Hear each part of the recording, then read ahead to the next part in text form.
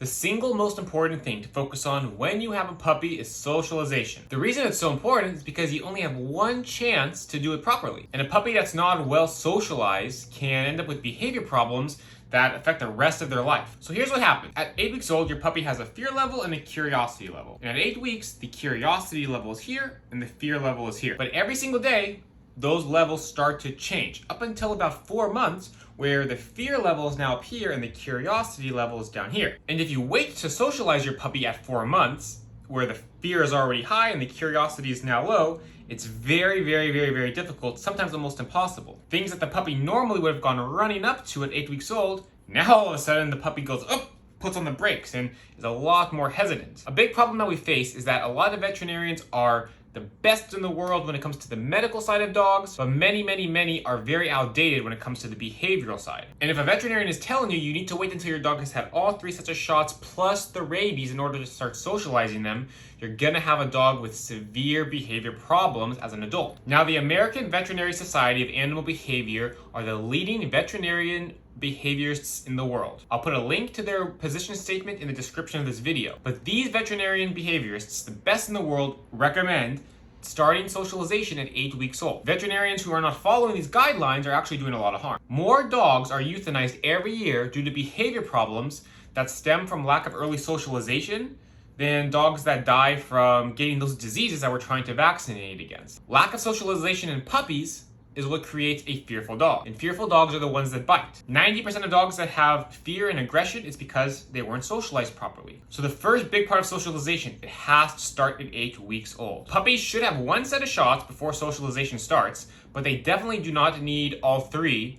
And for sure don't need their rabies. Rabies is not an airborne virus. Your dog cannot get rabies just walking down the street. The only way your dog is gonna get rabies and needs that rabies vaccination is if a rabid animal comes out in the middle of the day and bites your dog. Odds of that are extremely low, almost 0. So puppy socialization needs to start at 8 weeks. Now, I'm not suggesting we take our 8-week-old puppy to extremely high-risk places. I would avoid things like dog parks or pet stores. Places where we're more likely to encounter dogs that have been sick. Yeah, we do want to try to avoid those. But taking your puppy to places like the mall, going for walks up and down the street, take them on your errands when you're going to the gas station, whatever you're doing, these are all things we should be doing to start socializing our puppy. Socialization means getting our puppy used to the world, getting them used to seeing people, seeing dogs, other animals, different sounds, different surfaces, all sorts of experiences. I have an entire checklist for all of the things your puppy should be meeting in order to be a well-socialized and confident adult dog. There will be a link in the description to my ebook, and in my ebook is where you can find that list. Now, anybody with an 8-week-old puppy, or any puppy for that matter, this is your homework from the time you have a puppy until they turn 12 months old when they're considered an adult dog. Your job is for your puppy to meet 100 new people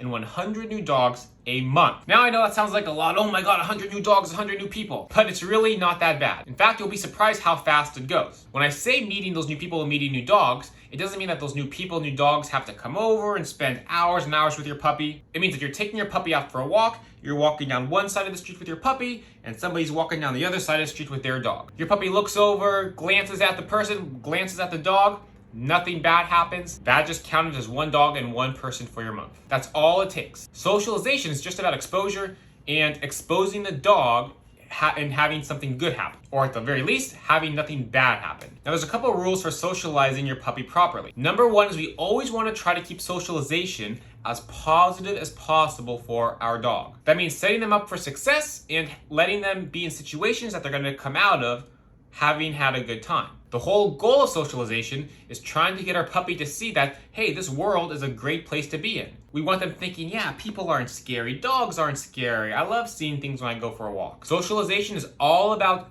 getting positive associations to all these things in the world that to our puppy are brand new and they have no concept of what they are. And you have to go slow. Remember, your 8-week-old puppy has been alive for 8 weeks. That's nothing. They have no concept of what this crazy world is that they're living in yet. So getting them used to that whole list of things on the checklist is going to take time. Now, it's inevitable that when you're taking your puppy out for the first time, there's gonna be times your puppy's gonna get scared, where that fear level is going to be a little bit higher and they're going to kind of go, oh, I don't know if I should approach whatever this thing is. And it's very important that when your puppy gets scared or you're socializing them to something new, and they're not sure, it's very important you don't force them into it. Here's an example. We're taking our puppy for a walk and we come across a big, scary recycling garbage can that's on the street. And our puppy's never seen one of these garbage cans before. This thing looks like a monster to them. So we're taking our puppy for a walk and he sees the garbage can, he puts on the brakes and freezes. We're not gonna grab the leash and pull him and drag him towards the garbage can and force him to approach it. That's how you traumatize the puppy. Instead, what we're gonna do is we're just gonna stand there and we're gonna wait. And the puppy's gonna look at this garbage can, he's gonna be looking and trying to decide in his mind,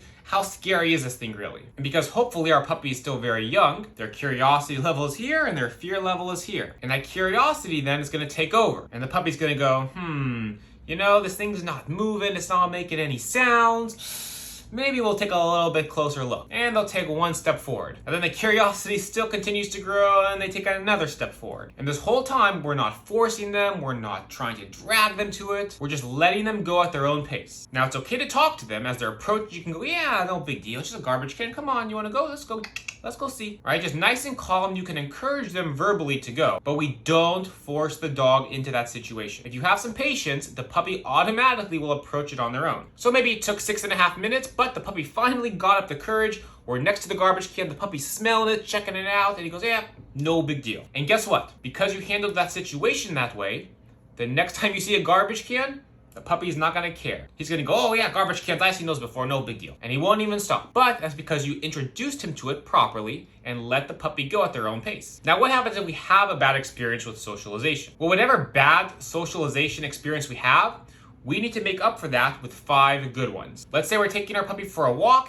and a big scary motorcycle goes by and scares our puppy. We don't want our puppy being afraid of motorcycles for the rest of their life. So what I would do in that example then is I would go find a parking lot where there's lots of motorcycles parked, or just one really, and I would start walking my puppy by the motorcycle, and every time we pass the motorcycle, he gets a treat. And then we walk back by the motorcycle, he looks at the motorcycle, he gets a treat. We walk back again, he looks at the motorcycle, gets a treat. We do that 5 or 6 times, and then we go find 5 or 6 more motorcycles in different parking lots, and we do the same thing. We don't force him to go up to the motorcycle, we're not pushing him onto it. We're just walking by nice and calmly, and every time he looks and sees nothing bad happens, he gets a yummy treat. And in the puppy's mind, he goes, oh, wow, these motorcycles, they're actually not so bad. In fact, I quite like motorcycles because every time I see one, my owner gives me something really good. So socialization, you have to have patience, you have to go slow, and most importantly, you have to start when the puppy's 8 weeks old. If you do all of these things with your puppy while they're young, you're gonna end up with an adult dog with no fear, no aggression, and a lot of confidence, which is exactly what we want.